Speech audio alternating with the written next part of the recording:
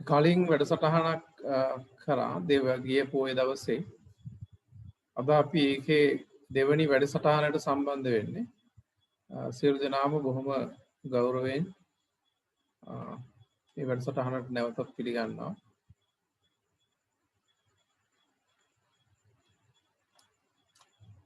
අපි අපේ අධ්‍යාත්මික මණ්ඩපය මේ වැඩසටහන සතිපට්ඨාන සූත්‍ර දේශනාව මුල් කරගෙන තමයි ආරම්භ කරන්නේ. මේ සතිපට්ඨාන සූත්‍රය පදනම් කරගෙන මේ දේශනාව ආරම්භ කිරීමට අවශ්‍ය හේතු ටික මුලින්ම සාකච්ඡා කරන්නම්. එතකොට එතන ඉන්න සමහර විට කෙනෙක්ට හිතෙන්න පුළුවන් මේ ඇයි අපි සතිපට්ඨාන සූත්‍රය පදනම් කරගෙන මේ වැඩසටහන අද ආරම්භ කරන්න කියලා. බුදුදහමේ හරයාත්මක ගැඹුරු මූලික පණිවිඩය නිරවුල් කර ගැනීමට තියෙන ප්‍රධානතම සූත්‍රය තමයි සම්පූර්ණ ත්‍රිපිටකය තුළම සතිපට්ඨාන සූත්‍රය. බුදුදහමේ පෙන්වන මේ මූලික පණිවිඩය ඒ වගේම ඒ සඳහා අපි ක්‍රියාත්මක වේ යුතු අනුගමනය කළ යුතු ප්‍රතිපදාව මාර්ගය සමස්තය මේ සතිපට්ඨාන සූත්‍රය තුළ ක්‍රමානුකූලව විවරණය වෙනවා.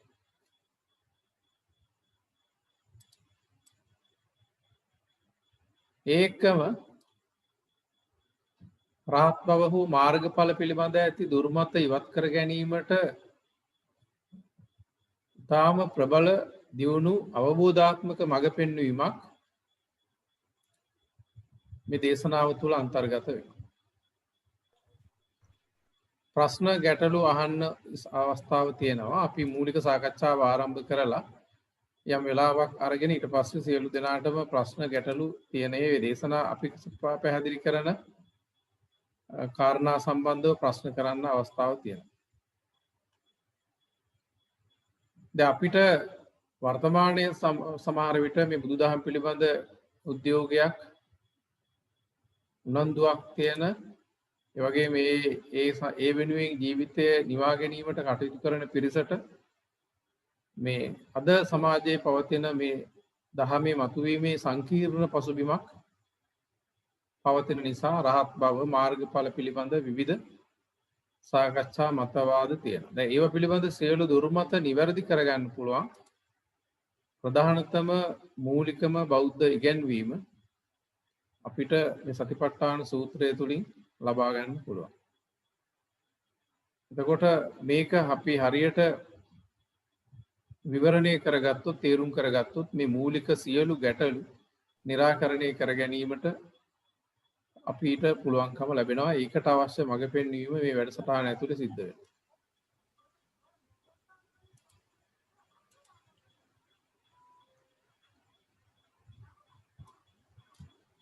මට සහයෝගය දක්වන්න තමන්ගේ මයික් එක මියුට් කරගෙන.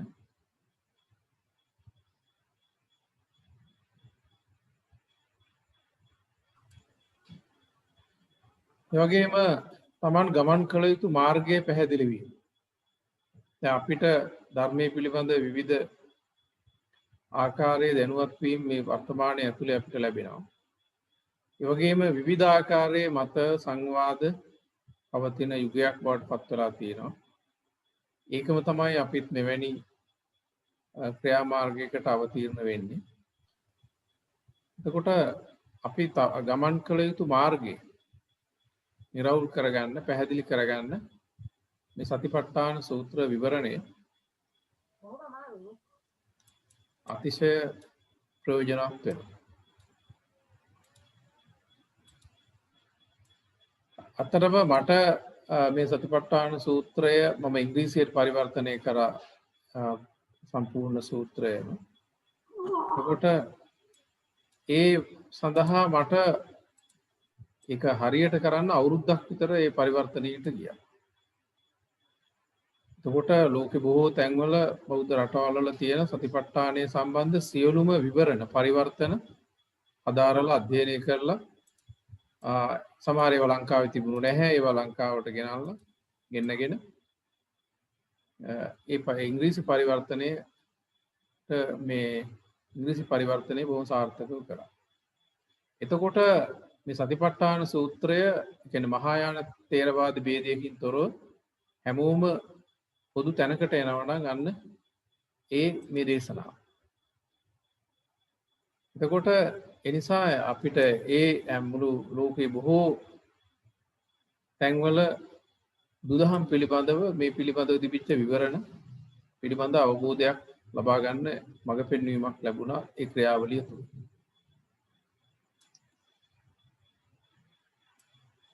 එතකොට ඒ මේ අදහසත් එක්ක තමයි මේ විවරණයට මම යොමු වෙන්නේ. බුදුදහම ඇදහිලි ආගමක් නොව ස්ථාවර සතුට නිදහස පරම විමුක්තිය සඳහා තාත්වික ප්‍රායෝගික ජීවන මාර්ගයක් බව තහවුරු විය. නැත්නම් බුදුදහම ඇදහිලි ආගමකට වැඩිය පරම සතුට නිදහස විමුක්තිය වෙනුවෙන් ප්‍රායෝගිකව ක්‍රියාත්මක කරන්න පුළුවන් ජීවන දර්ශනයක් බව තහවුරු කරගන්න තියෙන සියලු සාධක අපිට මේ සූත්‍ර දේශනාව අනුසාරයෙන් මතු කරගන්න පුළුවන්. වගේම සමස්ත බෞද්ධ ඉගැන්වීම පිළිබඳ පැහැදිලි සැක නැති අවබෝධයකට යොමු වෙන්න පුළුවන්. බුදුදහමේ මූලික හරයාත්මක ඉගැන්වීමක් තියෙනවා, මූලික පණිවිඩයක් තියෙනවා. මේ ලෝකයේ ජීවිතය පිළිබඳව තාත්වික යථාර්ථමය ඉගැන්වීමක් තියෙනවා. අන්න ඒ සමස්ත අදහස අවබෝධය වෙත ක්‍රමිකව යොමු වීමට තියෙන මාර්ගය වැඩපිළිවෙල මේ සූත්‍ර ධර්මයේ තුලින් මතු කරගන්න පුළුවන්.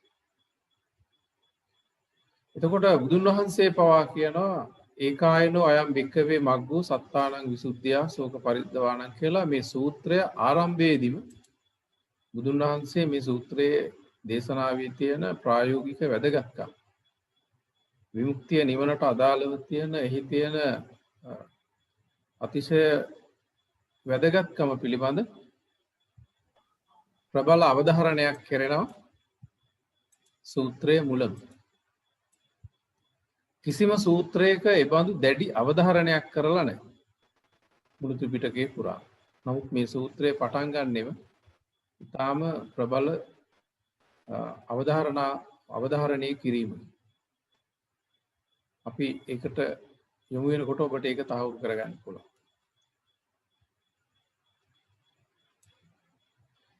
ඒ වගේම වර්තමානයේ පවතින රහත් බව වැනි අධිගමයන් පොදු බුද්ධිමය තර්ක බුද්ධිමය කුතුහලයේ දනවන තාර්කික දේශනාවල පැටලෙන්නේ නැතුව මමත්වයේ ක්‍රමිකව දිය කර කෙලෙස් ප්‍රහාණයම ගැලවීම සඳහා මඟ බව අවබෝධයෙන් නිරවුල් කරගන්න පැහැදිලි කරගන්න තියෙන එකම දේශනාවක් මේ ගැන්නේ.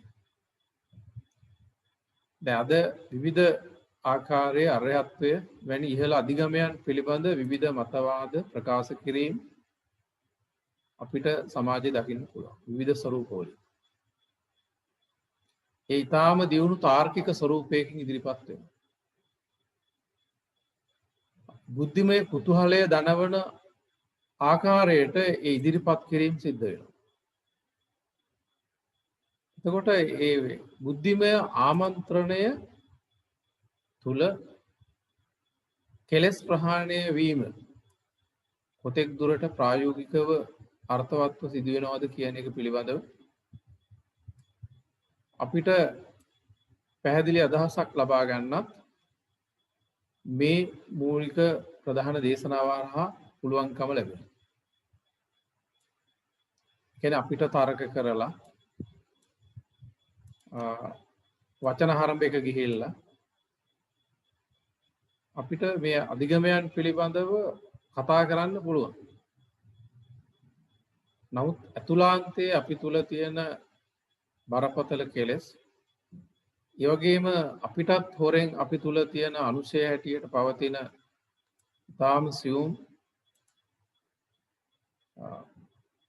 සංයෝජන නැත්තම් භවයට සසරට අපිව ගැට ගහන අපගේම මානසික තත්ත්වයන් අපිටත් සැඟවිලා හොරෙන් තියෙන තියෙන්න පුළුවන් මට්ටමේ කාරණා වුණත් තේරුම් අරගෙන අපිට හරිම තැනට අවශ්‍ය පිළිතුර සොයාගෙන වැඩපිළිවෙල සකස් කරගන්න නිවැරදි මඟක් මේ තුල තියෙනවා. ඒ නිසා මේ දේශනාව පවතින තාක්කල් කිසිම කෙනෙක්ට ඒක වෙනස් කරන්න පුළුවන් කමක් නැහැ. අපිට ඒක බුදුදහමේ විතරමයි මේ නිවැරදි මෙවැනි මඟ පෙන්වීමක් තියෙන්නේ. කියන්නේ සමහර වෙලාවට අපිට තවත් වෙනත් විවිධ ඉගැන්වීම් තුළ ඊටාම දියුණු යහපත් මනුෂ්‍යත්වයට අදාළ එහෙම නැත්නම් ඊටත් එහා දියුණු තලයන් වලට ගමන් කළ හැකි මට්ටමක් තියෙන්න පුළුවන්. නමුත් සමස්ත පරම විමුක්තිය සඳහා අත්‍තරම ක්‍රමෝපායික වැඩපිළිවෙලක් ප්‍රායෝගික නිරවුල් දහමක් අපිට වෙනත් තත්ත්වයන් තුළ දකින්න පුළුවන් කමක් නැහැ. ඒ කියන්නේ මේ වැඩපිළිවෙල සමහර කෙනෙක් සෑම මේ ඉගැන්වීමකම ආගමකම දක්වන කාරණාත් එක්ක පටලගෙන ඒක නිකන් සාමාන්‍යකරණය කිරීමට උත්සාහ කරත් ඒක සාර්ථක උත්සාහයක් වෙන්නේ නැහැ. අපිට ඒ වැඩි ප්‍රජාවක් අතරේ මතුවෙන්න මාකට් වෙන්න ඒ සමහර කාරණා හේතු වුණාට තාම ප්‍රබල දියුණු මට්ටමක් නික්ලේශී මට්ටමකට පත්වීමට අරහත්ත්වය වැනි ඉහළම පාරිශුද්ධ අධිගමයන් පිළිබඳව ඉගැන්වීමක් අපිට වෙනත් තැන් වලින් දකින්න පුළුවන් කමක් නැහැ. වෙනත් දාර්ශනික ඉගැන්වීම් වලින්. ඒ වගේම নিরপেক্ষ කාලයෙන් සහ අවකාශයෙන් නිදහස් ශූන්‍යතා දහමට අදාළ ප්‍රායෝගික මඟ ප්‍රත්‍යක්ෂ කර ගැනීමට අවශ්‍ය ප්‍රවේශය ගන්න පුළුවන් එකම වැඩපිළිවෙල ක්‍රමානුකූලව පැහැදිලි කරලා තියෙන්නේ මේ සූත්‍ර දේශනාව තුළ. දැන් අනෙකුත් සියලුම සූත්‍ර ගත්තාම අපිට ඒවැයි විවිධ හැම ආකාරයකම ධර්මයේ තමයි පැහැදිලි වෙන්නේ. නමුත් සමස්ත චිත්‍රයත් මූලික අදහසත් ප්‍රායෝගික වැඩපිළිවෙලක් එක තැනකට ගත්ත සූත්‍රයක් හැටියට බුදුන් වහන්සේ පවා එකම මාර්ගය එකම ක්‍රමය කියලා දැඩිව අවධාරණය කරලාම දේශනාව පටන් ගත්ත එකම සූත්‍රය හැටියටයි අපි මේ සතිපට්ඨාන සූත්‍රය දකින්නේ. ඒතර මේක මහා සතිපට්ඨාන සූත්‍රය සහ සතිපට්ඨාන සූත්‍රය දෙකක් හැටියට තියෙනවා. මහා සතිපට්ඨාන සූත්‍රය වෙන්නේ චතුරාර්ය සත්‍ය දේශනාව පිළිබඳව පුළුල් විස්තරයක් ඒ තුල දිගහැරෙන නිසා. දැන් මේ සූත්‍රය ආරම්භ වෙනවා මේ විදිහට මට ඒ සිංහල ටයිප් කරන්න අපහසු නිසා මේක ඉංග්‍රීසියෙන් තියෙන්නේ. මුලින්ම උද්දේශෝ නැත්නම් ඉන්ට්‍රොඩක්ෂන් එක. ඒවං මේ සුතං ඒකං සමයං භගවා පුරුස් විහෙරති කම්මාස්ස ධම්මං නාම පුරුණං නිගමෝ తත්‍රකෝ භගවා බික්ඛු ආමන්තේසි බික්ඛවෝති බදන්තේති තේ බික්ඛු භගවතෝ පච්චස්සෝසුං භගවා ඒතද වෝච. එතකොට මේ ඒවං මේ සුතං කියලා කියන්නේ ආනන්ද හාමුදුරුවෝ උන්වහන්සේ නැති අවස්ථාවල දේශනා කරපු ධර්මයේ නැවත බුදුන් වහන්සේගෙන් මේ ලබාගෙන අසාගෙන සඳහන් කරන සූත්‍රය. එතකොට ඒකන් මෙතන සමයන් කියන වචනේ වැදගත්. සමය කියලා කියන්නේ ඒ අදාළ දේශනාවට අවශ්‍ය කරන සියලු අංගෝපාංග පසුබිම සැකසුණු අවස්ථාව තමයි සමය කියලා පෙන්නන්නේ. ඒකන් සමයන්. එක්තරා අවස්ථාවක කාලයක.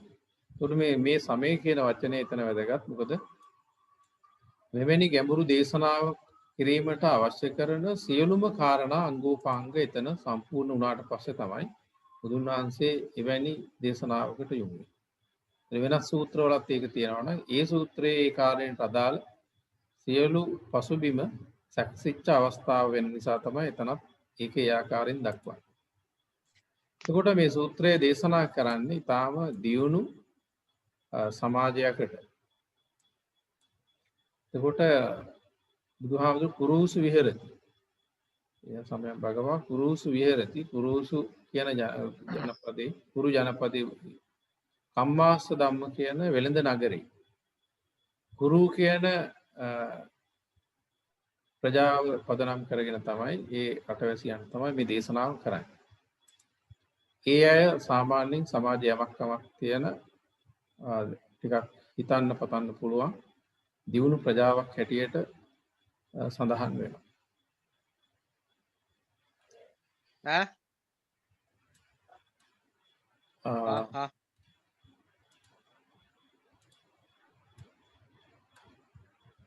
එතකොට ඒකායනෝ අයම් භික්කවේ මග්ගෝ. බලන්න මෙතන ඒකායනෝ අයම් භික්කවේ මග්ගෝ. එකම මාර්ගය. විමුක්තිය සඳහා ජීවිතය ගමන් කරවීමට ඇත්තේ එකම මඟයි. අය පාරවල් දෙක තුනක් නැහැ. අපි සත්වයා සාමාන්‍ය ජීවිතය ගමන් කරවන්නේ මේ භවය ලෝකය තුලට. එන භවයේ ගොඩනැගෙන ආකාරයට ලෞකිකත්වය පදනම් කරගෙන භවයේ ජීවිතයේ ලෝකයේ ලෞකිකත්වයේ ගොඩනැගෙන ආකාරයට තමයි අපි සාමාන්‍යයෙන් ජීවිතය පවත්වන්නේ. ඒකට පටිසෝතගාමීව මේ සූත්‍රයෙන් පැහැදිලි කරනවා. මේ භවය ලෝකයේ ගොඩනැගෙන්නේ නැතිව මොකද ඒ තුල අපි බලන පරම නිෂ්ඨාව සුවය සතුට නැති නිසා ඊට පටිසෝතගාමීව ඊට එරෙහිව ප්‍රවාහයට විරුද්ධව ගමන් කරන මඟ. ඒකට මාර්ග කිහිපයක් මේ සත්‍ය වෙනුවෙන් ඇත්තේ නැහැ. ඒකායනෝ අයම් භික්ඛවේ මග්ගෝ. එකම ඒක අයන මග්ග. ඒතර ඒකායන කියන්නේ එකයි. අර ඒකම්හි සත්‍යං නදුතිය මත්ති කියෝ. මේ සත්‍ය එකයි. ලෝක සත්‍ය දෙකක් පවතින්නේ නැහැ. එතකොට මේ බුදුදහමෙන් ඇත්තරම පෙන්වන්නේ මේ ජීවිතය සම්බන්ධ අතිශය ස්වාභාවික తත්වය. අපි ධර්මයේ කියලා පැහැදිලි කරගන්නේ මේ ජීවිත විවරණය. පුද්ගලයා සහ ඔහුගේ මනස ඒ වගේම පැවැත්ම සසරේ මේ ජීවිත භවයේ ගමන සහ එයින් නිදහස් වීම. ඒ තුලින්ම මතු කරගන්න ඒ නිදහස. කියන මේ සමස්තය පිළිබඳ විවරණය දේශනාව තමයි අපි මේ බුදුන් වහන්සේගේ ඉගැන්වීම හැටියට දකින්නේ. ඒක එතකොට ජීවිතයෙන් පරිබාහිර එකක් නෙමෙයි. අතරම භවය කියලා කියන්නේ අපි මේ අවස්ථාවේ අපේ මනසේ ක්‍රියාකාරීත්වය. භවය කියන්නේ අපි මේ අවස්ථාවේ අපේ මනස සිතිවිලි වලින් ක්‍රියාත්මක තලයටත් ක්‍රියාත්මක තලයෙන් සිතිවිලි නැවතත් සිතිවිලි වලටත් මනස සක්‍රියව පවතින ස්වභාවය අපි භවය කියලා හඳුනගන්නවා. එතකොට අන්න ඒක නිරන්තරයෙන්ම ගෝලාකාර වස්තුවක් ආනතියක් තුල පහළට ගලාගෙන යන්න වගේ ලෞකික පැවැත්ම වෙතටම ජීවිතය ලෞකිකත්වයේ ලෝකයේ ගොඩනගෙන ස්වභාවයටම යොමු තත්ත්වයක් තියෙනවා. මේ භවය කියන අපි හඳුනගන්න අපේ පැවැත්මට අදාළ ධර්මතාවය. එතකොට ඒකට ප්‍රතිවිරුද්ධව අපි විමුක්තිය උදෙසා ගමන් කිරීම සඳහා එකම මාර්ගයයි තියෙන්නේ. අන්න ඒ මාර්ගය තමයි බුදුන් වහන්සේ මුලදී අවධාරණය කරලා මේ සතිපට්ඨාන සූත්‍රය තුල විවරණය කරන්නේ. මේක අපි නිරවුල් කරගත්තොත් මේ සූත්‍රය හරහා අපිට මේ සමාජයේ ඔය විවිධ ආකාරයෙන් මතුවන විවිධ තත්ත්වයන් එක්ක හැප්පෙන්න කටයුතු කරන්න අනවශ්‍ය විදිහේ තවත් අපි හිතන්නේ නැති වෙනත් දාර්ශනික හෝ ආගමික ව්‍යවුල් වල අපි පැටලෙන්නේ නැහැ. නිසා ඒවා එක්ක ප්‍රශ්න කරගන්න ගැටෙන පිරිසට තවත් ආකාරයක ආධ්‍යාත්මික ස්වરૂපයේ තත්ත්වයක් ගොඩනගා ගන්න ඉඩ හැරලා ඒකට අමතරව මේක ඇත්තටම සැබෑ බුදුන් වහන්සේගේ සැබෑ පණිවිඩය තෝරගෙන ඒ තුළ ජීවිතය අර්ථවත්ව ගත කරලා වර්තමානයේ බොහොම සතුටු මට්ටමක ජීවිතයක පවත්වමින් විමුක්තිය කරා ක්‍රමිකව ගමන් කරන මාර්ගය පැහැදිලි කරනවා. අපි ඒක මේ සූත්‍රය ඇතුලේ නිරවුල් කරගෙන ඉදිරියට යන්න පුළුවන්. එතකොට ඒකායනෝ මේ සූත්‍රය විතරයි මේ කතාව මෙහෙම බුදුහාමුදුරු කියන්නේ. ඒකායනෝ අයම් භික්ඛවේ මග්ගෝ. එකම මාර්ගයයි. සත්තානං විසුද්ධිය. ශෝක පරිද්දවාණං සමතික්කමාය. දුක්ඛ දෝමනස්සාණං අත්තංගමාය. ඥායස්ස අධිගමාය. නිබ්බානස්ස සච්චි කිරියාය. යදිදං චත්තාරු සතිපට්ඨාන. කතමේ චත්තාරු. එතකොට මෙන්න මෙතන අත්‍තරම මේ කෙටි අදහස් දැක්වීම මූලික මේ උද්දේශය නැත්නම් ඉන්ට්‍රොඩක්ෂන් එක ඇතුලේ විශාල ක්‍රියාවලියක් ධර්මයේ පිළිබඳ පුළුල් අදහසක් අන්තර්ගත වෙනවා. අපි ඒක පරිස්සමෙන් තේරුම් ගන්න උත්සාහ කරමු ඉතින්.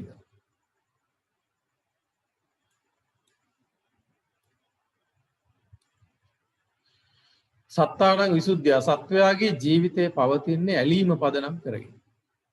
ඒ කියන්නේ අපි මේ විදිහට භවයට ගැට ගැහෙන්නේ සසරේ අපේ මේ ජීවිතය පවත්වන්නේ ඇලීම පදනම් කරගෙන. එතකොට ඒක විවිධ අර්ථයන් අපිට ඒකට ඉදිරිපත් කරන්න පුළුවන්. සරලව ගත්තහම අපි ඇලෙනවා ප්‍රිය වූ සම්බන්ධතාවයන් නඩත්තු කිරීමට අපි නිරන්තරයෙන් වෙහෙසෙනවා. ඒක තමයි මම මෙතන මේ පැවැත්මේ ඇලීම හැටියට අදහස් කරන්නේ. ඇත්තටම අපි මේ ඇලීම ගත්තහම මේක ලොකු ලයිස්තුවක් හදාගන්න පුළුවන් සරල නිකන් සාමාන්‍ය විදිහට ගත්තොත්. ගෙවල් දොරවල් අපි ස්ත්‍රීන්ට, පුරුෂයන්ට, දරුවන්ට, ඥාතීන්ට, රටවල් වලට, ජාතීන්ට, භෞතික දේවල් වලට, වාහන වලට, බඩු මුට්ටු එක එක විදිහට ලයිස්තු ගත කරන්න පුළුවන්. නමුත් ඒක සංකීර්ණයි. ඊට වැඩිය අපි මේක බුදුන් වහන්සේ මෙතන දක්වන විදිහට සරලව ගත්තොත් අපි ඇලෙන්නේ ගොඩවල් පහකට.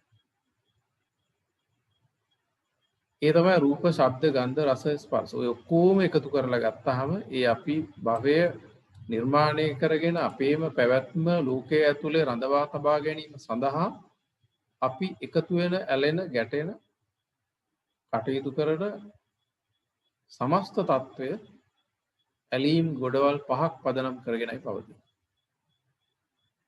රූප, ශබ්ද, ගන්ධ, රස, ස්පර්ශ. කියන්නේ අපි අස පදනම් කරගෙන මේ සමස්තය එක කාරණාවක් නෙවෙයි. බුදුදහම හේතුඵල දහමක්. ඒක හේතුවාදයක් නෙවෙයි. හේතු සමුදායක් පදනම් කරගෙන ක්‍රියාත්මක දහම. රූප, ශබ්ද, ගන්ධ, රස, ස්පර්ශ. එතකොට අපි රූපයට ඇලෙනවා, ශබ්ද වලට ඇලෙනවා, ගන්ධ සුවඳ ඒ වගේ වට, ඒ වගේම රස, කෑම බීම රස, ඒ වගේම ස්පර්ශ, ලිංගිකත්වයේ වැනි කටයුතු. මේ කාරණා වලටයි අපි ඇලෙන්නේ. ඒ ඇලීම තුලයි සියලු කරදර දුක් වලට අපිපත් වෙවි යන්නේ. උදාහරණයක් හැටියට අපි ඉස්සෙල්ලම පොඩි කතාවකින් පටන් ගත්තොත් අපි පුංචි කාලේ ඕලෙවල් පන්තියේදී ගෑනු ළමෙක් යාළු කරගන්න බස් වලට ගිය හැරි අපි ඉන්නවා. එතකොට එතනදී අපිට තියෙන සරල අදහසක් ආදරය කතා කර ඉන්න එක. ඒක කොහොම සරල දෙයක්. නමුත් විවාහය දක්වා ඒ ක්‍රියාවලිය වෙනකොට දරුවන් නැති කිරීම, ගෙවල් දොරවල් ගැනීම, ඒව නඩත්තු කිරීම, ණය ගෙවීම, ළමයින්ට ඉගෙන ගැනීම විශාල සංකීර්ණ ක්‍රියාවලියක් බවට පත් වෙනවා. දැන් අපි වෙන උදාහරණයක් ගත්තොත් සමහරට අපි එක දෙයකට අපි මොනවා හරි බීමකට අපි ආසාවක් ඇති වෙනවා. දැන් අපි කියමු මේ අලියා බීම කියලා. ඒ බීමකට ආසාවක් ඇති වුණාම ඒ බීම අපි බොනවා. නමුත් බලන්න මේ බීම හරහා විශාල ලෝකයක් ගොඩනැගිලා තියෙනවා. විශාල ප්‍රවාහන පද්ධතියක්, රැකියා විශාල ප්‍රමාණයක්. මේ පුංචි ස්පර්ශයක් පදනම් කරගෙන, පුංචි රසයක් පදනම් කරගෙන විශාල නෙට්වර්ක් එකක්, ව්‍යාපාර ජාලයක්, ප්‍රවාහන ජාලයක්, ආර්ථික ජාලයක්, සමාජ ජාලයක්, කර්මාන්ත පද්ධතියක්, විශාල ව්‍යුහයක් ගොඩනැගිලා තියෙනවා. ඒ වගේ අපි මේ රූප, ශබ්ද, ගන්ධ, රස කියලා පුංචි වචන වලට ගත්තට මේ ඇලීම් බොහොම සංකීර්ණ විදිහට, පළල් විදිහට ක්‍රියාත්මක වෙනවා. එතකොට දුක ඉපදෙන්නේ ඔය සියලු වේදනාකාරී තත්වයන් ඔය පැවැත්ම සඳහා වන ඇලෙන ක්‍රියාවලියත් එක්ක තමයි මේ කෝස් එක අපිට විඳින්න වෙන්නේ. ඇලෙන සහ ඇලීමට හේතු වන ධර්මතා කාරණා වලිනුයි සිත සුද්ධ කරගන්න වෙන්නේ. එතකොට සත්තා කියලා කියන්නේ මේ ඇලෙන ධර්මතාවය.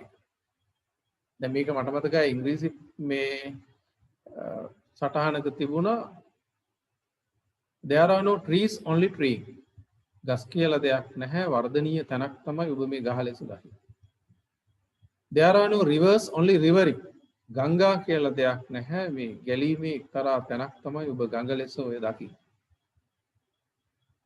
ඒ වගේම there are no animals only beings. සත්වය පුද්ගලයොත් නැහැ, ඒත් ඔය ඔබ දකින්නේ ඇලීම් පදනම් කරගත්ත ක්‍රියාවලියක් තමයි ඔය ප්‍රවාහයක් තමයි පුද්ගලයා, සත්වයා, ජීවියා කියලා ඔබ ඔය දකින්නේ. එතකොට මේ සමස්ත සත්ව කියන්නේ ගහක් ගත්තාම අපිට එතන ගහේ වර්ධනීය ස්වභාවය හැම මොහොතකම සිද්ධ වුණත් ඒක දකින්න තරම් අපේ ඇහැ දියුණු නැහැ. ටිකක් ලොකු වුණාම තමයි, ලොකු වෙනසක් වුණාමයි ඒක අපි පියවි ඇහෙන් දකින්න. And we cannot notice that kind of very subtle change with our naked eye. අපේ මේ පියවි ඇහෙන් අපිට ඒ ලෝකයේ වෙන චලනය, ක්ෂණික විපර්යාසය දකින්න පුළුවන් කමක් නැහැ. කොහොම වුණත් මේ සත්වයා කියලා කියන්නේ ඇලීම් ගොඩකට. සත්ව කියන එකේ තියෙන. එතකොට මෙන්න මේ ඇලීම් ගොඩින් විසුද්ධිය. එතකොට ඇලෙන ඒ හේතු ඒ ටික තමයි අපිට සුද්ධ කරගන්න තියෙන්නේ, විමුක්තිය වෙන්නේ. එතකොට ඒවට මනසින් ගැට ගැහෙන්නේ, බැඳෙන්නේ නැතුව අපිට කටයුතු කරන්න පුළුවන්. එතකොට අපි මේ අත්විඳින අමිහිරි, පීඩාකාරී, වේදනාකාරී තත්වයන් සමනය කරගෙන සතුටින් මූලික පැවැත්ම තහවුරු කරගන්න පුළුවන්. ඒ ක්‍රියාවලියට අවතීර්ණ වන ප්‍රතිශතයට, අනුපාතයට අනුව. ඇලීම තුළ අපිට ඔරොත්තු නොදෙන පීඩාකාරී බවක්, වේදනාකාරී බවක්, අමිහිරි බවක්, නැත්නම් ගිනියම් වීමක් ජීවිතේ ඇති වෙනවා මේ සමස්ත ඇලීම් පද්ධතිය තුළ. ඒක පොඩි පොඩි කාරණා වලින් මම පැහැදිලි කරන්න අවශ්‍ය නැහැ. ඔබට මම මේ කියන කාරණය මම හිතන්නේ මූලික වශයෙන් පැහැදිලි. එතකොට පිරිසුදු කරනවා වගේ නැවත අසුද්ධ වෙන්න දෙන්නේ නැහැ. විසුද්ධිය, සුද්ධක කියන්නේ විසුද්ධියා කියලා වචනේ පාවිච්චි කරන්නේ. මේක මේ බුදුදහම ඇතුලේ මේ මෙතන සතිපට්ඨාන සූත්‍රය ඇතුලේ මේ අභ්‍යාසය ගන්නකොට මේ පවතින తත්වය පිරිසුදු වෙනවා වගේම නැවත අසුද්ධ වීමට තියෙන කාරණා පවා අවබෝධයෙන් ඉවත් කරන ක්‍රියාවලියකට පුද්ගලයා අවතීර්ණ වෙනවා. ඒ කියන්නේ මේ ඇලෙන ස්වභාවයන් පිරිසුදු කරනවා. නිදහස් මනසකින් කටයුතු කරන තත්යකට එනවා. ඒ වගේම පෙරලා එම සාධක වෙනත් ස්වરૂපයකින් හෝ අනුශය වශයෙන් හෝ මොනියම් හෝ ආකාරයකින් නැවත අසුද්ධ වීමට තියෙන ස්වභාවයනුත් ක්‍රමානුකූලව අවහිර කරනවා, බාධා කරනවා. එහෙම ඇති වෙන්න දෙන්නේ නැහැ. ඒ නිසා අන්න මෙතන කතා කරන්නේ විසුද්ධිය. සියලු ආකාරයෙන් පිරිසුදු කිරීමත් නැවත පිරිසුදු වීමට තියෙන తත්වය නැති කිරීම. කියන්නේ තියෙන කුණු සුද්ධ කරනවා, ආයෙ කිලුට වෙන්න තියෙන අවකාශයත් නැති කරනවා. දැන් වෙනත් ආගමික ඉගැන්වීම් දිහා අපි බැලුවොත් ඒ වගේ සමහර විට ඊටාම දියුණු මනුෂ්‍ය ලක්ෂණ මතු කරගන්න පුළුවන්. ඊටාම ශිෂ්ට සම්පන්න දියුණු මනුෂ්‍ය ස්වභාවයන් නැති කරගන්න පුළුවන්. සමහර විට ඊට එහා ගිහිල්ලා ධ්‍යාන, අභිඥා වගේ අධිමානසික තත්ත්වයන් වලට පත් වෙන්න පුළුවන්.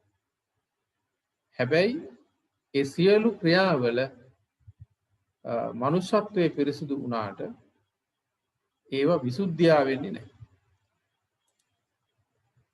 ඒ කියන්නේ ඒ ධ්‍යාන අභිඥා ලැබලා ඒ මට්ටමට දියුණු වෙලා හිටියට ඒවා යහපත් තත්ත්වයන් සාපේක්ෂව ලෝකේ පවතින ස්වභාවයන් සාමාන්‍ය තත්ත්වයක් එක්ක බලනකොට නමුත් ඒවා දැඩිව ඒවා තුල රැඳී කටයුතු කරන්න බෑ. එතකොට මේ ධ්‍යාන අභිඥා වගේ දියුණු ලෞකික දියුණු තත්ත්වයන් වලටපත් උනත් ඒවෙන් අර කලින් අපි කතා කරපු විසුද්ධියා කියන තත්ත්වය විශේෂයෙන් පිරිසිදු වීමක් වෙන්නේ නැහැ. නිසා වෙනත් කිසිම ආගමක මේ විසුද්ධියා කියන තැනට ඒ කියන්නේ මොනම ආකාරයකින්වත් භවයට එකතු නොවන ආකාරයට පිරිසිදු වෙන ක්‍රියාවලියක් මේ සතිපට්ඨාන සූත්‍රයේ දක්වනවා වගේ දකින්න බෑ. හැබැයි බොහෝ ඉගැන්වීම් තියෙනවා ඊටාම මනුෂ්‍යත්වයේ අගේන දියුණු මේ ලෝකෙට සාමාන්‍ය මනුෂ්‍ය චර්යාවන් ඉහළ මට්ටමකට රැගෙන යන්න පුළුවන් ඉගැන්වීම් තියෙනවා. නමුත් මෙතන කතා කරන්නේ විසුද්ධිය කිසිම ආකාරයෙන් ලෝකයට එකතු වෙන සියලු තත්වයන්ගෙන් පිරිසිදු වීම.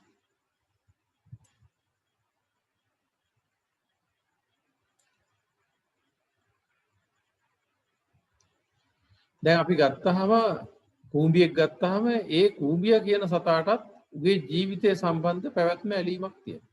ඒක ශෛලික ඇමීබාව බැක්ටීරියා ඒ වගේ ඒවා ගත්තත් ඒවටත් ඊට සාපේක්ෂ ඒ ජීවිත ආශාවක් ඇල්මක් පැවැත්ම තහවුරු කරගන්න තියෙනවා. දැන් අපි මේ ඇමීබාව වතුර බිඳුවක අපි තියා එක කොනක හිටියොත් අනිත් පැත්ත රත් කරොත් එතකොට අපි මේ බැක්ටීරියා ඇමීබාව ඉන්න පැත්ත රත් කරොත් එයා අනිත් පැත්තට යනවා. සිසිල් පැත්ත.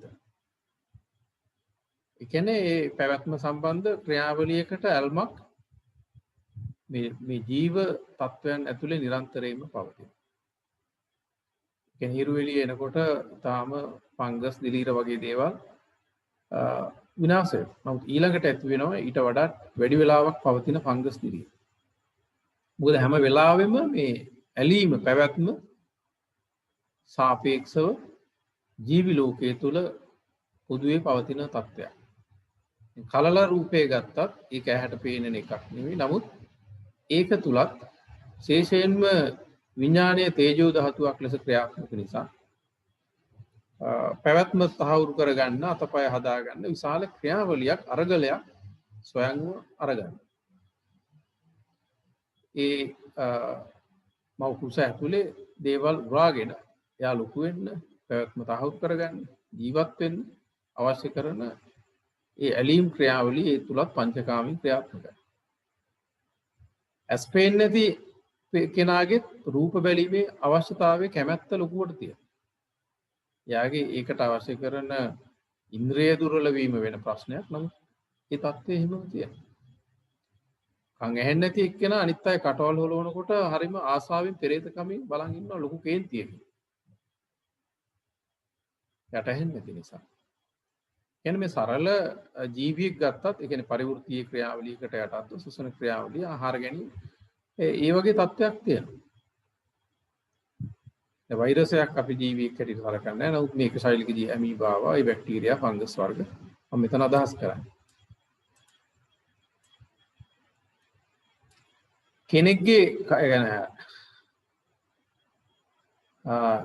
ඕන වෙලාවක කිලිටි වෙන්න පුළුවන්. ඔය ධ්‍යාන අභිඥා ලබාගෙන ඉන්න කෙනෙක් ඉහළම දියුණු මනුෂ්‍යත්වයක් ඇති කරගෙන ඉන්න කෙනෙක් වුණත් වෙනත් ඉගැන්වීමකට තොරව මාර්ගඵලයකට මාර්ගයකට ඵලයකට අවතීර්ණ නොවී ඉන්නවා නම් ඒවා කිලිටි වෙන්න පුළුවන්. නමුත් බුදුදහමේ පෙන්නන මේ පාරිශුද්ධ ක්‍රියාවලියට අනුගතව යෝගී කියන්නේ යෙදෙන කෙනා මේ ක්‍රියාවලියේ යෝගියෙක් කටයුතු කරනවා නම් ඔහු මාර්ගඵල වලට අවතීර්ණ වෙනවා නම් නැවත ඊට අදාළ ඊට සාපේක්ෂ තත්වයන්ගෙන් නැවත කිලුට වෙන්නේ නැහැ. මෙන්න මෙහෙම ඉගැන්වීමක් අපිට වෙනත් දාර්ශනික ආගමික තත්වයන් ඇතුලේ දකින්න පුළුවන් කමක් නැහැ. ඒතර ඒ ඉගැන්වීම් ඕන වෙලාවක අසුද්ධ වෙන්න පුළුවන්. පිරිහෙන්න පුළුවන්. ධ්‍යාන අභිඥා පිරෙහෙන්නේ නැතුව අපි කියමු කෙනෙක් මිය ගියා කියලා සුද්ධාවාස වලට නැත්නම් ඔය ඉහළම බ්‍රහ්මතල වලට ගියත් ආයේ පහළම තැනට වැටීමේ සම්භාවිතාව තියෙනවා බුදුදහමේ කියන මාර්ගය තුල ක්‍රියාත්මක වෙලා ඒ කෙලෙස් ප්‍රහාණය සංයෝජන ඒ මට්ටමින් පිරිසුදු කරගෙන පරිසුද්ධා කියන தത്വයට සාපේක්ෂව ගොඩනගාගෙන නොහිටියොත් ඒ ගොඩනගාගෙන ඉවත් කරගත්ත ප්‍රමාණයට සාපේක්ෂව තමයි භවයේ පැවැත්ම පවතින්නේ. නමුත් මේ අනිකුත් ඉගැන්වීම් වල එහෙම කරන්නේ. නමුත් දැන් මේ බොහෝ විට අද සමාජයේ ඉහළ අධිගමයන් ප්‍රකාශ කරන අය ඊටාම සරල තත්වයකට මේකපත් කරනවා. ඒ කියන්නේ ඒක ඕන ඉගැන්වීමකින් වෙන්න පුළුවන් වගේ එහෙම අදහසක් තියෙනවා. ඉතින් ඔය ගොඩක් තැන්වලට උත්තර ලබා ගන්න පුළුවන් අපි මේ සූත්‍රය පැහැදිලි කරගෙන යනකොට ඒක පදනම් මේ අද සමාජයේ පවතින ඔබට ධර්මයේ පිළිබඳ තියෙන සියලුම ආකාරයේ ගැටලු නිරවුල් කරගෙන ඔබගේට අවශ්‍ය පිරිසිදු අවබෝධය සහ නිවැරදි මාර්ගයට ප්‍රවේශ වෙන්න තියෙන එකම වැඩපිළිවෙල තමයි මේ සූත්‍රය තුල බුදුන් වහන්සේ අවධාරණය කරන්නේ.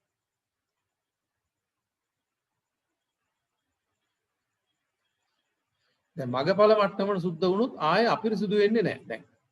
රයිට්? ඒ කියන්නේ ඉවත් වෙච්ච සංයෝජන ආයෙ එන්නේ නැහැ. දැන් මේක පොඩි දාර්ශනික ගැටලුවක් තියෙනවා මේ සෝවාන් ඵලයේ සම්බන්ධව. මම හිතන්නේ ඒක අපි සාමාන්‍ය ජනතාව ඒක ප්‍රශ්නයක් කරගත යුතු නැහැ.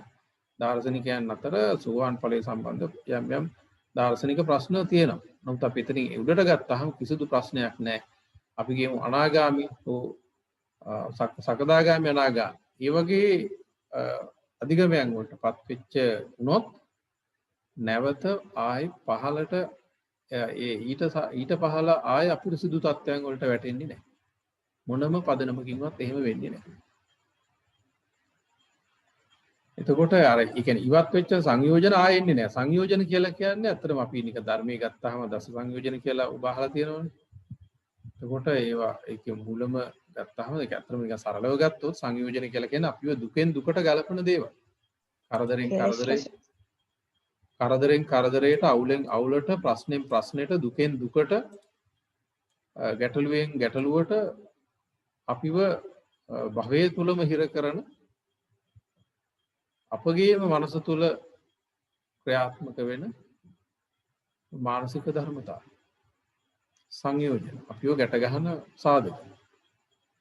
එතකොට ඒ අපගේ භවයේ පරිණතියට අනුව අපි මේ වැඩපිළිවෙල ක්‍රියාත්මක කරන භවයේ පරිණතියට සාපේක්ෂව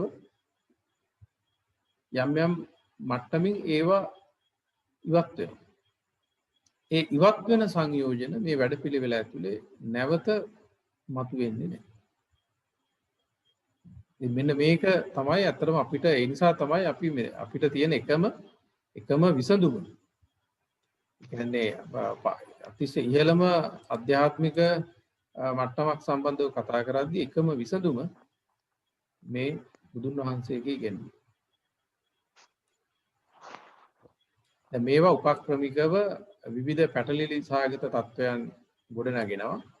නමුත් ඔබ අපේ මේ සාකච්ඡාවත් එක්ක දිගටම මම මේ සාකච්ඡා කරන්නේ අපි මේ විදිහට කටයුතු කරන අවබෝධයෙන් සාකච්ඡා පවත්වන ලංකාවේ සහ පිට රටවල් වල සම්බන්ධ අපේ සැලකිය යුතු පිරිසක්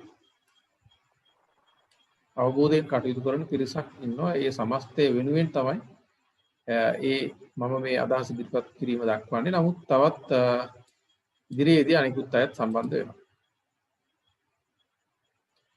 එතකොට ශෝක පරිද්දවාන අපිට දැන් සුද්ධ කරන්න තියෙන්නේ මොනවද? ශෝකයයි පරිදේවයයි. ඒ කියන්නේ අපි මනසෙන් පීඩාකාරී පෙළෙන ස්වභාවය. ශෝක මානසිකව වද වෙන දුක් වෙන අමිහිරි මට්ටමක් ගොඩනගෙන මානසික තත්ත්වයන්. එතකොට පරිදේවය කියලා කියන්නේ ඒක ඒ ශෝකී කටුක මිහිරි මානසික ස්වභාවයන් සමස්ත ජීවිතය තුළ වන ව්‍යාප්තිය. එතකොට අපිට සුද්ධ කරන්න තියෙන්නේ ඔන්න ඔය ශෝක පරිදිය. එතකොට මේක සුද්ධ කරන්නේ කොහොමද කියන එකත් බුදුහාමුදුරුවෝ කියනවා. සමතික්කමාය. ඉක්මවලා. ඒ කියන්නේ මේ ලෝකේ තියෙන ඔක්කොම දුක් අපිට නැති කරන්න බෑ. අපිට පුළුවන් මේ අවබෝධය ඇතුළේ ක්‍රියාත්මක වෙලා ඒවා අතික්‍රමණය කරන්න. එතකොට බුදුහාමුදුරුවෝ ඊටාම දියුණු ස්ට්‍රැටජි එකක් වැඩපිළිවෙලක් තමයි මෙතන දක්වන්නේ.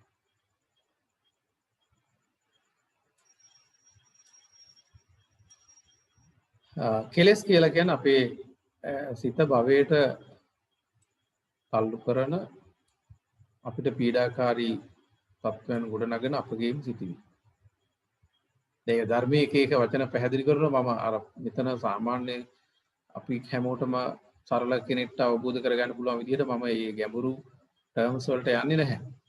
නමුත් මම මේ ත්‍රිපිටකය කියන කාරණාව වලින් බැහැරව යමක් කියන්න උත්සාහ කරන්නේත් නැහැ. මම ඒ අපිට ප්‍රායෝගිකව අපි සාකච්ඡා කරලා අවබෝධයට එන කාරණය ඒ ත්‍රිපිටකයේ කාරණා ආශ්‍රය කරගෙන පැහැදිලි කරන්නේ නැත්නම් කෙනෙක්ට සැකයක් එන්න පුළුවන් උල ඉඳලාම මේ ඒ අත්නෝමතිකව ඒ පුද්ගල අදහස් තමයි මේ යන්නේ කියලා. එහෙම වුණාම ඒ කියන්නේ අපි නිස්සරණ අධ්‍යාසයෙන් හොඳ අරමුණකින් කරන මේ ක්‍රියාවලිය අර්ථ විරහිත වෙන්න පුළුවන් එක්කෙනෙක්ට හරි.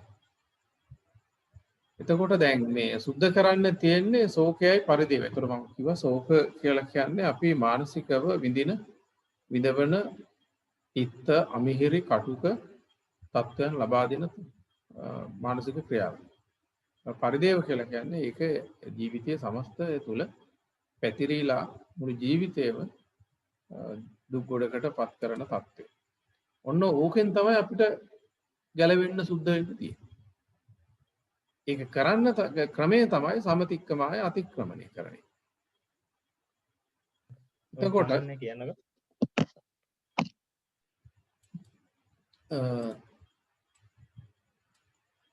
ශෝක කියන්නේ ඇත්තටම මානසිකව තරහකාරයෙන් ගත්තොත් ඒක රත් වීමක්, ඌලන්න බැරි බවක්, දරා ගන්න බැරි මානසික ආවේගයක්. පරිදේව කියන්නේ මාමහිරි වේදනාව, කටුක බව ජීවිතයේ බොහෝ පැති තුලට පැතිරිලා යන්නේ. එතකොට සිත වැඩ කරන ඇලීම් තුල තමයි ওই කටුක අමිහිර විඳවීම ලබන්නේ. එහෙනම් අපි මේ ලබන්න යන අත්දැකීම් අපි ක්‍රියාත්මක වෙන්න යන ක්‍රියාත්මක තලය අනවබෝධයෙන් ක්‍රියාත්මක වෙන්න යන තලය තුල තමයි මේ ඇලීම් ක්‍රියාවලිය ඇතුලේ අපි මේ උහුලන්න බැරි දරා ගන්න බැරි පීඩාකාරී අමිහිරි අත්දැකීම් තුලට යොමු වෙනවා. ඒකට සමතික්කමාය කියන වචනේ අපි ටිකක් විස්තර කරගන්න වැදගත්. දැන් මොකද මේ ගැඹුරු ප්‍රායෝගික අතිශය දියුණු ඉගැන්වීමක් අර මුලදී අවධාරණය කරලා තමයි බුදුන් වහන්සේ වැඩපිළිවෙල ටික ටික පැහැදිලි කරගෙන ඉදිරියට සූත්‍රය තුල යන්නේ. විසඳුම සමතික්කමාය. කියන්නේ සංඥායක නොඇලී නොගැටි උපක්‍රමිකව ඉන්න. දැන් උදාහරණයක් ඇටියට දැන් නිකන් ඔයා හිතන්න. ඔයාට පේනවා මේ මොකක් හරි තැනක වැටිලා තියෙනවා වටින කෑම එකක් හරි මොකක් හරි පළතුරක් හරි. Tamanට එතෙන්ට යන්න පුළුවන් කමක් නැහැ ඒක ගන්න. දැන් මේ පළතුර ටික ඈත තියෙන කොහෙන්ම තාප්පකින් හරි කොහෙන් වැටකින් හරි එහා පැත්තේ හොඳ පළතුරක් ෆ්‍රෙෂ් පිට පේන්න තියෙනවා. මේක දැන් අතට ගන්න Tamanට මුක්ති විඳින්න පුළුවන් මට්ටමේ හොඳ මට්ටමේ දෙයක්. නමුත් එතෙන්ට යන්න බෑ. දැන් බලන්න අපි ඒ ඔබ්ජෙක්ට් එක ඒ අරමුණ පදනම් කරගෙන මොනතරම් සිතුවිලි සමුදායක් ගොඩනගනවා. ඒක මෙහෙම කන්න තිබුණා, මෙහෙම කරන්න තිබුණා, ගිනියන්න තිබුණා, අර ගොල්ලන්ටත් දෙන්න තිබුණා කියලා ගොඩක් දේවල් අර දැක්ක එකත් එක්ක අපි අර සංඥාවත් එක්ක ගොඩනගනවා. එතකොට අපිට ඒක ඔබ්ජෙක්ට් එක. දැන් ඔන්න ඔය වගේ අපි මොකක් හරි දෙයක් අපේ ස්පර්ශය හරහා ඉන්ද්‍රිය වලට යමක් ගැටුණොත් ඒ ගැටිච්ච ගමන්ම විශාල ක්‍රියාවලියකට අපි අවතීර්ණ වෙනවා.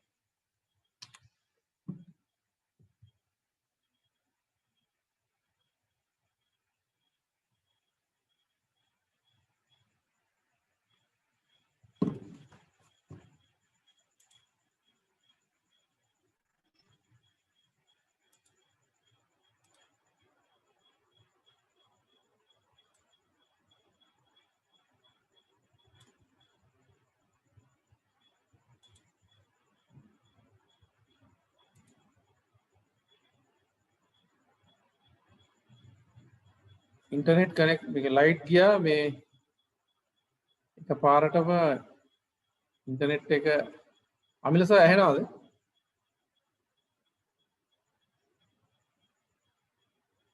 ඇහෙනවා සර්. ඔව් සර්. මේ එකපාරට ඉන්ටර්නෙට් එක ගියා මම ආයි ෆෝන් එකට කනෙක්ට් කරගත්තා. ඒකයි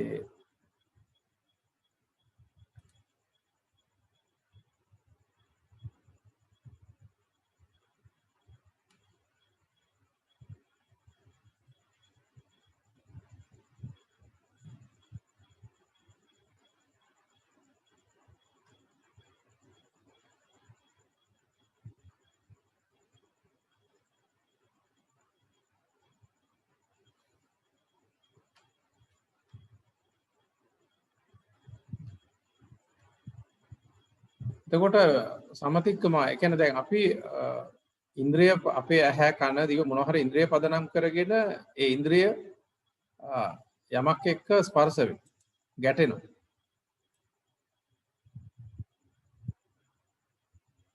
ඒ ගැටීමත් එක්ක අපි විවිධ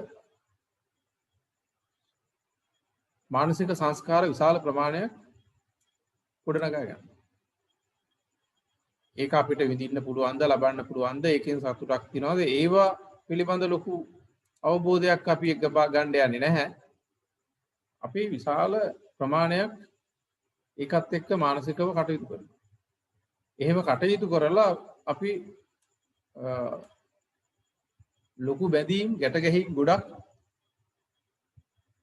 ඒ සංස්කාරات එක්ක ඒ මානසික තත්වයන් එක්ක හදාගන්න. දැන් මෙතන පැහැදිලි කරන්නේ එහෙම අනවශ්‍ය තත්වයන් එක්ක අපි එකතු වෙන්න යන්නේ නැහැ. ඒ වෑයෙන් පැනලා යනවා. ඒ කියන්නේ අපි පාරේ ඇවිදිනකොට අපිට මඩවලක් හම්බ වෙනවා. මඩවල් ගොඩක් මඩ සමහර විට සත්තුන්ගේ පහ කරපුවා අසුචි මොන හරි ගොඩක් දේවල් තියෙනවා. නමුත් අපි මේ කිසිම දෙයක් අපි පාගන්නේ තවරගන්නේ නැතුව අපි ඉස්සරහට යනවා. අන්න ඒ වගේ මේ ඉන්ද්‍රයන් අපි ඉන්ද්‍රයන් වලට ගොදුරු වෙන සමස්තය එක අපි ප්‍රතික්‍රියා දක්වන්නේ නැතුව අවශ්‍ය ප්‍රමාණයට අවබෝධයෙන් කටයුතු කරගෙන යනවා. ඒක තමයි සමතික්කම. දැන් එහෙම කරගෙන යනකොට දැන් උදාහරණයක් හැටියට අපි ගෙදරක කටයුතු කරනකොට සමහරට ගෙදර නෝන හරි මහත්තයා හරි ළමයි හරි කාත් වෙන සේවකයෙක් එක්ක හරි අපිට ලොකු කේන්තියක් යනවා. සමහරට ඒ සේවකයා අදාළ වැඩේ කරලා නැති නිසා ලොකු තරහක් ඇති වෙනවා.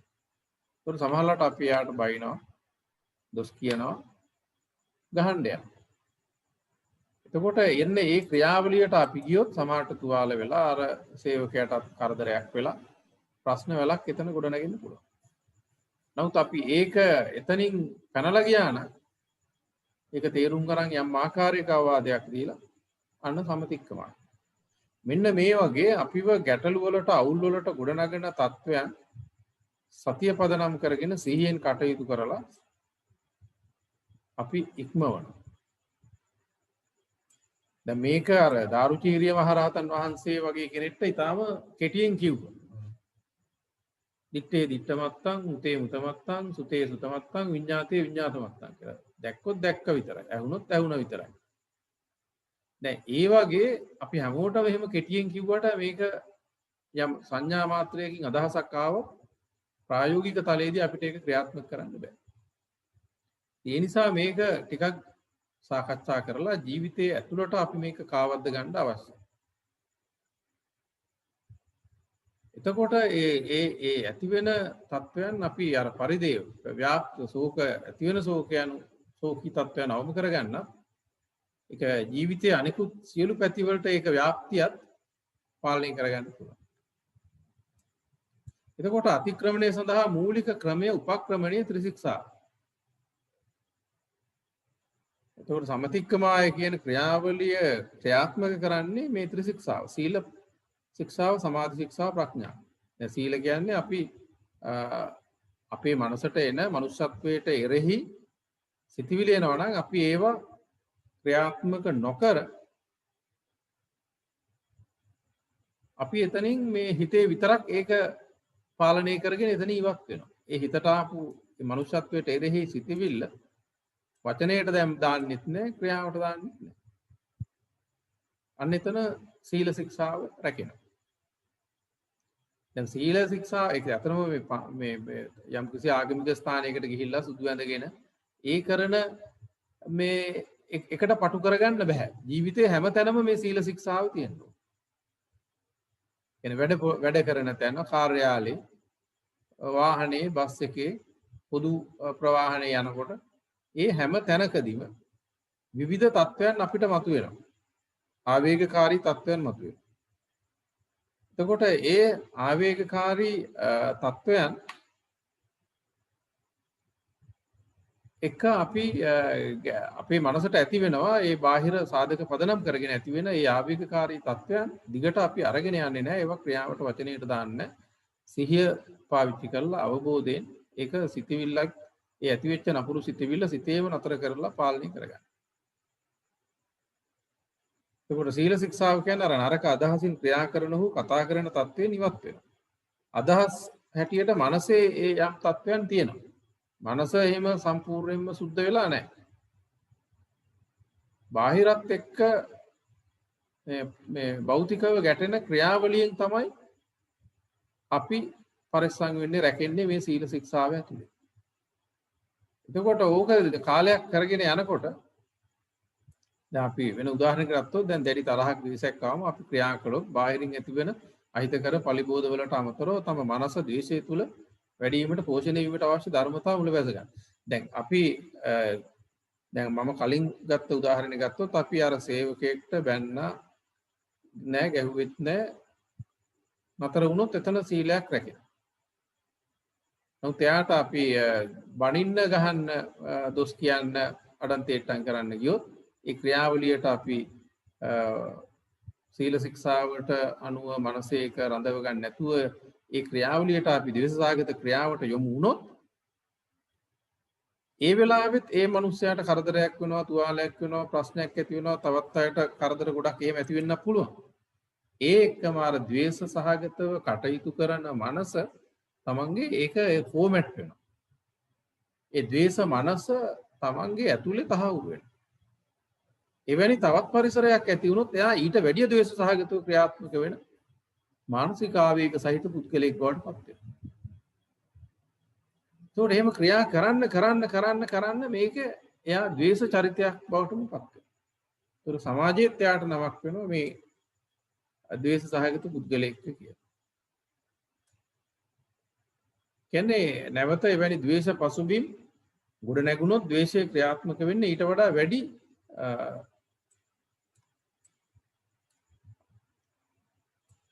ආදීනවකාරී තත්ත්වයන් යටතේ.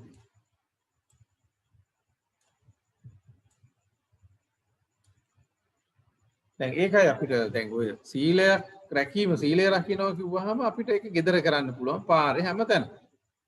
ඒ කියන්නේ අපේ මනසට එන මනුෂ්‍යත්වයට එරෙහි සිටිවිලි වචනයට හෝ ක්‍රියාවට පරිවර්තනය නොකර ඉන්න. ඒ අවුල මනස ඇතුළෙම අපි නතර කරගන්න. එතකොට ඒ කියන්නේ දැන් පාරේ යනකොට මඩ තියෙනවා, නොගෑවි යනවා. නැවත තරහ එන තත්වයක් ආවත් දැඩි තරහ ආවේගයෙන් කටයුතු කරන තත්වයේ දුර්වලවයි මතුවේ. දැන් මේ විදිහට අපි පාලනය කරගෙන ඉන්නකොට ආය තරහ එන තත්වයක් මතුවෙනවා. නමුත් ඒකත් ටිකක් නියුට්‍රල් වෙලා බලය අඩුවෙන් තමයි මතුවේ. මොකද අපි නිතරම මේ ද්වේෂය ඒ සීල ශික්ෂාවේ ඉන්න පුද්ගලයා ද්වේෂයට ඉඩ දීලා එයාට ඕන විදිහට දඟලන්න කටයුතු කරපු තත්වයක් නැහැ.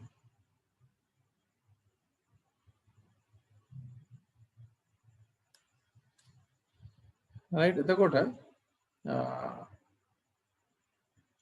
සමාධි ශික්ෂාව කියන්නේ සිතට කෙලෙස් එන්න නොදී කෙලෙස් වලින් කිලිටි වෙන ධර්මතාවලින් සිත ආරක්ෂා කරගෙන අවබෝධයෙන් යම් කාලයක් පවත්වා ගැනීම. දැන් අර සීල ශික්ෂාව රැක්කට පස්සේ යම් සංසුන් බවකුත් ඇති වෙනවනේ. එතකොට අර ඒ පරිසරයත් අපිට සංසුන් වෙලා තියෙනවා. එතකොට බාහිරින් අපි ද්වේෂ සහගතව කටයුතු කරන තත්වයෙන් ඉවත් වීම ඇතුලේ අපිට බාහිරිනුත් ද්වේෂ සහගතව ලැබෙන ප්‍රතිචාර අඩුයි. එතකොට මේ පසුබිම ඇතුලේ අපිට අන්න සමාධි ශික්ෂාවට යොමු වෙන්න පුළුවන්. ඒ කියන්නේ යහපත් මනුෂ්‍යත්වයට එකඟ යහපත් හොඳ ක්‍රියාවලි තුල සිත පවත්වගෙන වැඩි වෙලාවක් ඉන්න පුළුවන්. ඇත්තටම සමාධි කියලා කියන්නේ නිකන් මේ අත් දෙක බැඳගෙන හිර කරගෙන මේ එහෙම ඉන්න එකක් නෙමෙයි. සාමාන්‍ය සමාධි මට්ටම කියලා කියන්නේ. ඒ කියන්නේ අපි ආයාසයෙන් යහපත තුල රඳවන සිත નિરાයාසයෙන් යහපත තුල පවතින තත්වයකට මනස දියුණු වුණාම ඒක සමාධි තත්වයක්.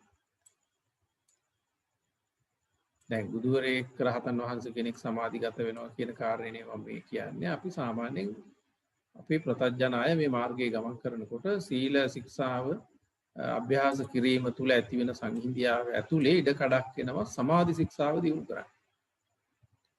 ඒ සමාධි ශික්ෂාව දියුණු කරනවා කියලා කියන්නේ එතකොට අපි යහපත් හොඳ සමහර විට භවයේ ගොඩ නැගෙන්නේ නැති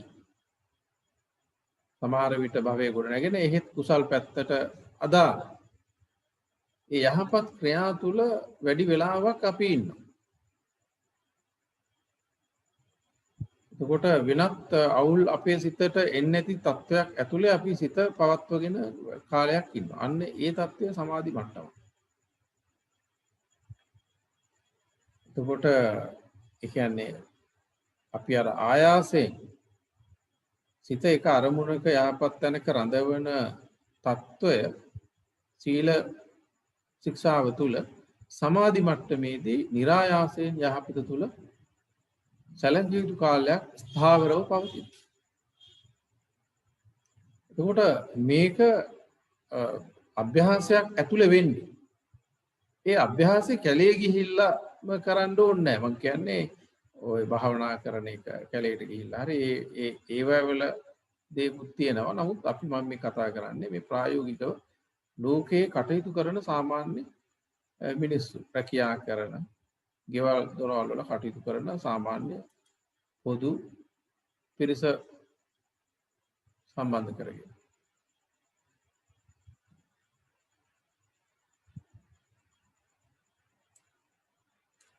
සීල ශික්ෂාවෙන් රත් වෙන ගතිය ක්‍රියාවට වචනයට යා නොදී පීඩාකාරී බව ජීවිතේ පුරා පැතිරෙන්න නොදී වළක්ව ගන්න.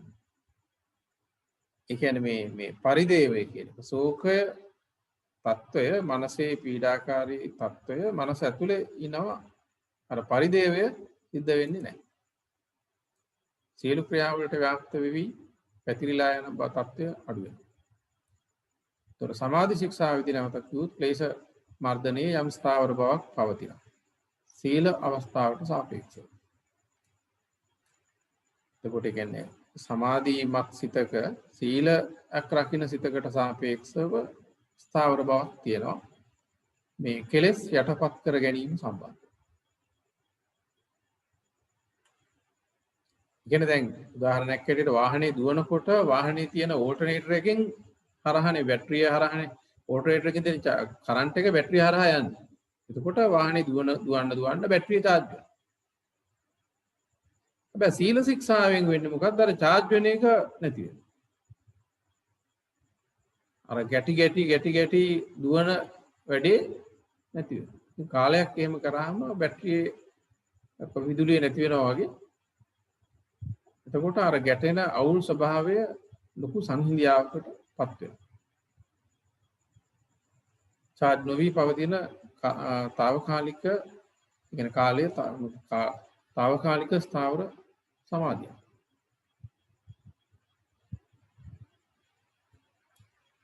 right ආයාසයෙන් යහපත තුල රැක්ක සිත සමාධි කාලය ඇතුලේ යම් කාලයක් එම යහපත තුල નિરાයාසයෙන් පවතින తত্ত্বය තමයි අපි මූලික වශයෙන් සමාධියේ ප්‍රවේශය හැටියට මූලික සමාධි මට්ටමක් හැටියට සැලකන්නේ. එතකොට අර ගල් ගැහිලා ඉන්න එකක් එහෙම නෙමෙයි අපි සාමාන්‍ය මට්ටමේදී අදහස් කරන්නේ.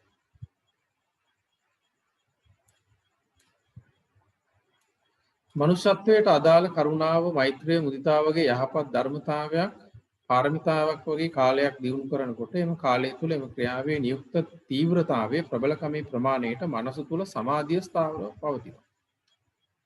දැන් අපි මේ විදිහට නිතරම බාහිර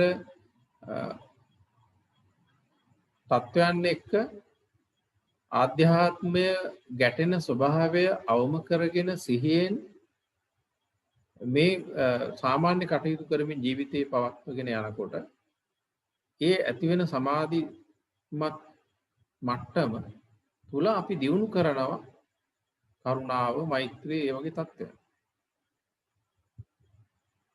එතකොට ඒවා ඒ දියුණු කරන තීව්‍රතාවය ප්‍රබලකමේ ප්‍රමාණයට තමයි අර අපේ මනසේ සමාධිමත් බව ස්ථාවර වෙන්නේ. දැන් මේ බුදුහාමුදුරුවෝ පෙන්නන්නේ මෙන්න මේ වගේ මේ ප්‍රායෝගික වැඩපිළිවෙලක්. අපි කාටවත් මේ අතරම ඔය කියන විදිහට එක පාට දේශනයක් අහලා මේ සියලු කෙලෙස් බොහෝ අයට ප්‍රහාණය කරගන්න බෑ අද පවතින මේ අපේ තත්වයන් එක්ක බැලුවා. මොකද මේ සියල්ල අතහැරලා කෙලින්ම නිවනටමපත් වෙන්න මේ ලෝක සියලු ප්‍රජාව සූදානම් අය නෙමෙයි. නිසා මේ පවතින සාමාන්‍ය දිනචර්යාව ඇතුලේ ප්‍රමාණිකූලව එයට නිවනට ප්‍රවේශ වෙන්න ප්‍රායෝගික වැඩපිළිවෙලක් තමයි පෙන්වන්නේ. ඒක එක සාපේක්ෂව පෙන්නවා ගන්න පුළුවන්. වේගෙන් යන කෙනාට එහෙම යන්න පුළුවන්. එහෙම නැත්නම් අනිත් අයට තමන්ගේ සංසාර භවයේ පරිණතියට ප්‍රඥාවේ පරිණතියට අනුව තේරුම් අරගෙන ප්‍රමාණිකූලව ටික ටික මේ ක්‍රියාවලියට අවතීර්ණ වෙන්න පුළුවන්.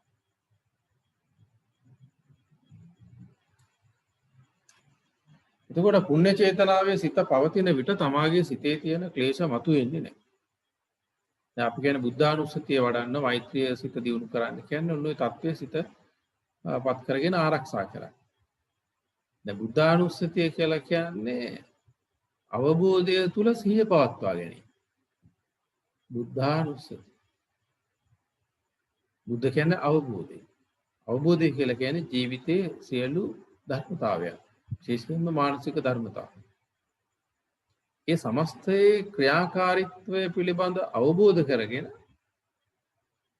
සතියෙන් කටයුතු කරනවා. එතකොට අන්න ඒ විදිහට කටයුතු කරනකොට මේ ලෞකික තත්වයන් එක්ක ගැට ගැහිලා ශෝක පරිදේවේ ව්‍යාප්තිය, ශෝකයන් පරිදේව නැත්නම් සියලු පැතිවලට දුක් දෙන මට්ටමට ගුණ නැගෙන එක.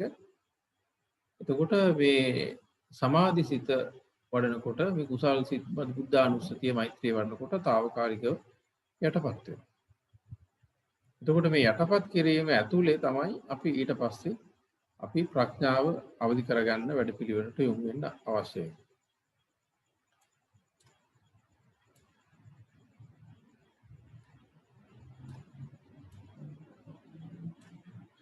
සමාධි ශික්ෂාව දියුණු කළ විට ලෝකයේ ජීවිතය පිළිබඳ යථාබෝධය ලැබීමට ප්‍රවේශය වන ප්‍රඥාව අවදි වෙනවා.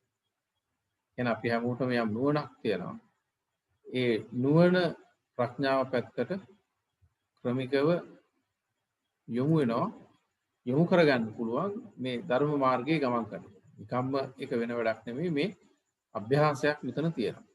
එතකොට යෝගාවචරය නැත්නම් මේක යෙදෙන කෙනාට එයා ඒකේ පියවරෙන් පියවර ඉස්සරහට යනවා. ප්‍රඥාව හෝ යථාබෝධය දැනුමක් නෙවෙයි. ශාස්ත්‍රවන්ත බවක්, ඒක නිකන් ඩිග්‍රී එකක්, එහෙම එකක් නෙවෙයි.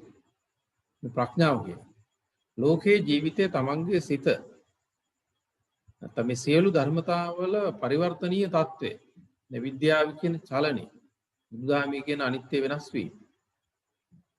රයිට්? ඔන්න ඔය ස්වභාවය සමස්ත ක්‍රියාවලිය තුල මනසින් අත්දකින්න. ඒක අත්දකින්නේ තමන්ගේ ජීවිතය නියඳියක් කරගෙන.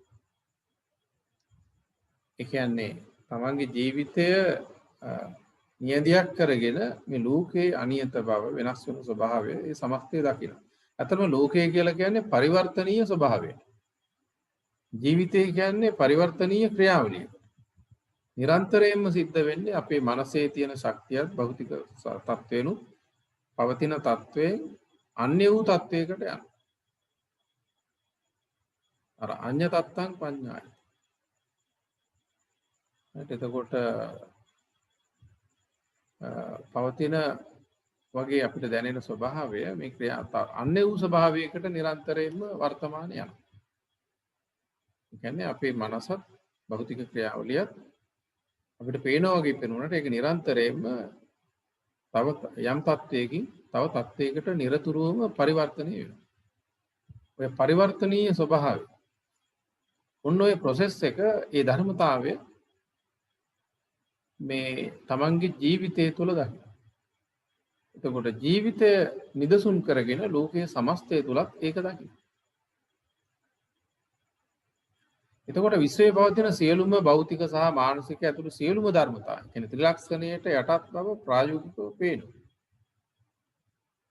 දැන් මෙහෙම අවබෝධයක් ලැබුණා කියලා කියන්නේ කෙනෙක්ට ධර්මයේ පිළිබඳ මේ යම්කිසි පැහැදිලි අදහසක් ඇති කරගන්න පුළුවන්. හැබැයි ඒකෙන් අදහස් වෙන්නේ නැහැ සියලු කෙලෙස් ප්‍රහාණය කරලා එයා රහත් වෙච්ච කෙනෙක් කියලා. මුලින්ම ඇති වෙන්නේ අවබෝධයක් තමයි. නමුත් ඒ සියලු ක්ලේශ ධර්මයන් මමත්වයේ පදනම් කරගත්ත ඒ සියලු සංයෝජන අපිව ලෝක ජීවිතයට භවයට ගැට ගන්න සියලු තත්ත්වයන් ක්‍රමිකව දියකරන එක ඊට පස්සේ ඒ අභ්‍යාසය ඇතුලේ ක්‍රියාවලිය. ඒක මේ ජීවිතේම කරගන්න පුළුවන් වැඩක්. ඒක ක්‍රමිකව වෙන දෙයක්. එතකොට එක පැත්තකින් අත්ංගමයි කිව්වේ ඒකයි. දැන් හිරු අස්තේට යන්නේ නැහැ නේ. පායපු ගම ටක් ගාලා අස්තේට යන්නේ නැහැ. බුදුන් වහන්සේත් කියන්නේ මේ අවබෝධය ලැබෙනවා. යම් අදහසක් ඇති කරගන්නවා. එතකොට ඒ ලබන ජීවිතය තුළින් ලෝකයේ පිළිබඳව ඇති කරගන්න ඒ යථාබෝධය තුළ ඒ ප්‍රඥාව තුළ පුද්ගලයා ක්‍රමිකව අභ්‍යාසයට යොමු. ඒ කියන්නේ ජීවිතය අභ්‍යාසයට යොමු වෙනවා කියන්නේ එදිනෙදා ජීවිතේ පවත්වන්නේ භවය ගොඩ නැගෙන්නේ නැති ආකාරයකට. කියන්නේ මනසින් බදාගෙන කටයුතු කරන්නේ නැති තැනකින් ජීවත් වීම ක්‍රියාත්මක කරනවා. මනසින් ගැට නොගෙයි. ඒ කියන්නේ දැන් හතුරුවා මිතුරුවා කියලා එයාට කෙනෙක් නැහැ. වාද කරලා මතු කරගන්න තත්ත්වයක් නැහැ. මොකද ඔය සියල්ල ගොඩනගා ගන්න උත්සාහ කරන්නේ විවිධ තාර්කික මේ ක්‍රමවේද ඇතුලේ නැවතත් ගොඩනැගින්නේ ලෝකයක්. සැඟවිච්ච අස්මිමානයක්. ඔය සියල්ල දිය වෙන ස්වභාවයක් තමයි ඇත්තටම ප්‍රායෝගික නිවැරදි ක්‍රියාවලිය ඇතුලේ වෙන්නේ. අපේ ජීවිතේ මොන විදිහට ඇනලයිස් කරලා බැලුවත් භෞතික ශරීරයක් මනසක් මොන විදිහට බැලුවත් ස්ථාවරව පවතින අපිට රඳවාගෙන අපිට ඕන විදිහට පවත්වන්න පුළුවන් තත්වයක් අපි තුලත් නැහැ බාහිරත් නැහැ. එතකොට මේ අවබෝධයෙන් අපි අනේකා දිහත් බලනකොට උදව් කිරීමක් සහයෝගීව කටයුතු කිරීමක් හැරෙන්න ගැටෙන තත්වයක් අහුවෙන්නේ නැහැ. එතකොට ඇත්තටම තමන්ට නිදහස් වෙන්න තියෙන්නේ තමන්ගේ.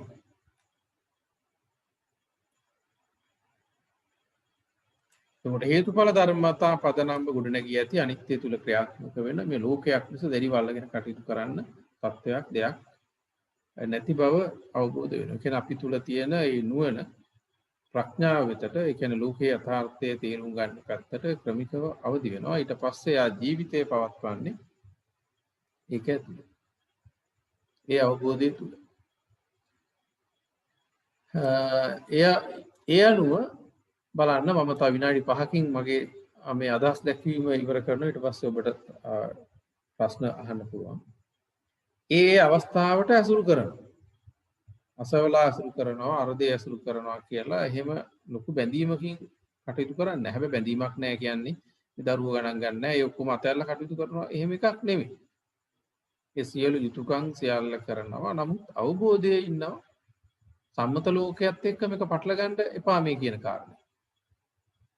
සම්මතය ඇතුලේ දරුවෝ ඉන්නවා, බිරිඳ ඉන්නවා, ඥාති ඉන්නවා, අම්මා තාත්තා ඉන්නවා. ඒගොල්ලන්ට යුතුකම් තියෙනවා. අවුරුද්දට ඇඳුම් අරන් දෙන්න.